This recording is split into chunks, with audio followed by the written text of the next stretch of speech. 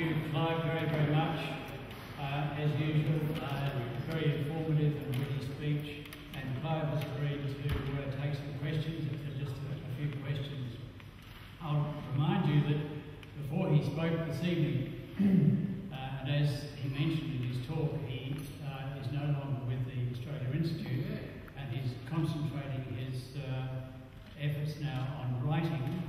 And he remarked to me, he said, one of the difficult things will be how to say no to invitations. So we're very fortunate to have him here tonight, so take the opportunity to ask him a few questions if you have any pressing things that you'd like to ask.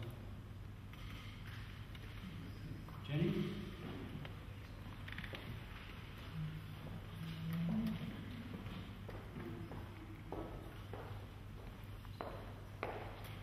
Clive, we're having a conference that's covering MDGs, population, peak oil, climate change. You mentioned population and climate change. But I'm wondering, could you give us an assessment of how you feel rising oil prices, which is $110 this week, is going to affect life in Australia or achievement of the MDGs? Well, whenever petrol prices go up, I cheer for two reasons. One is the sooner we wean ourselves off oil, the better. The second reason is that I drive a Prius. But the thing about, as we know, the thing about, if I can revert, to economy speak for a moment, what we know about petrol is that demand for it is very price inelastic. In other words, you need a very big change in price to get people to change their behaviour. And not only do you need a very big change in price, you need a very rapid change in price. It's a bit like a boiling frog, people grumble about price rises. And they'll actually tolerate large price rises as long as they occur over an extended period.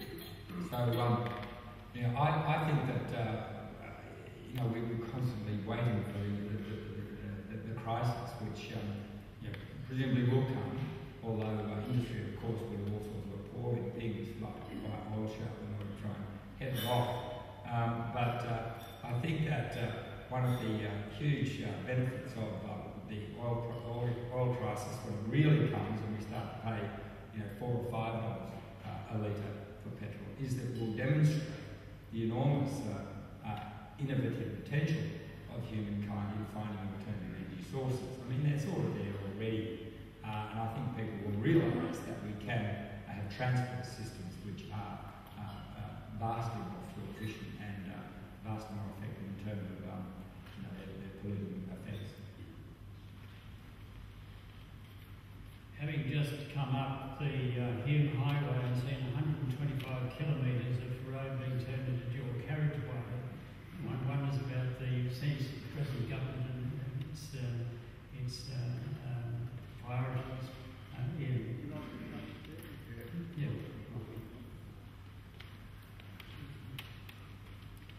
Clive, I wonder if you could tell us what your thoughts are about what I think might be a bit of a shift in the media's attitude to taking on the issue of population.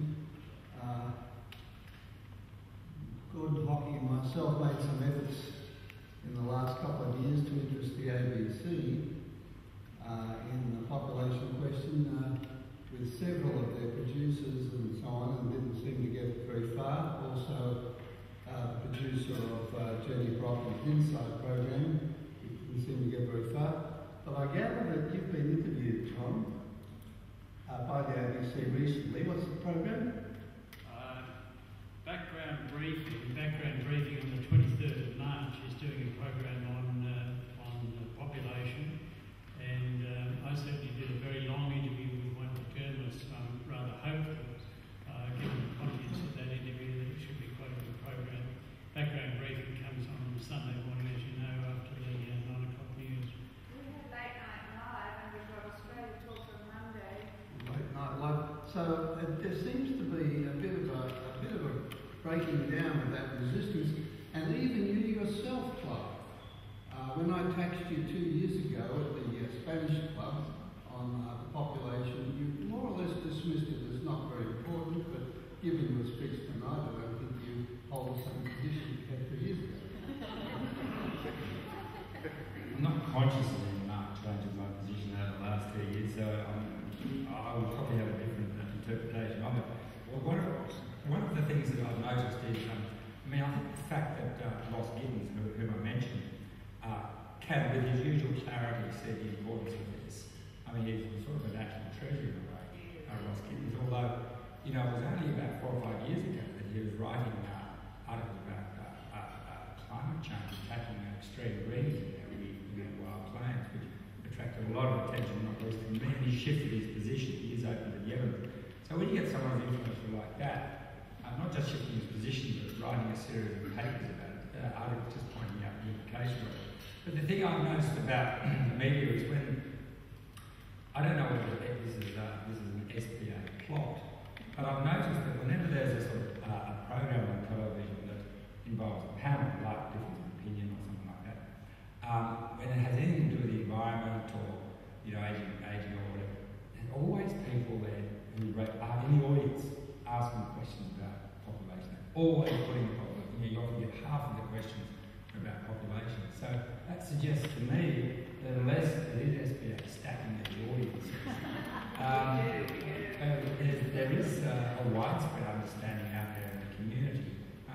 Which isn't surprising because it's so manifestly obvious that it's an issue that the politicians and right-wing commentators have trouble keeping a view on. I don't know whether you noticed, Clive, that in the morning when Ross Gittins had his piece in the Sydney Morning Herald, that evening, Kerry O'Brien in the 7:30 report had the Prime Minister on a long segment on the housing crisis, never asked a single question on population.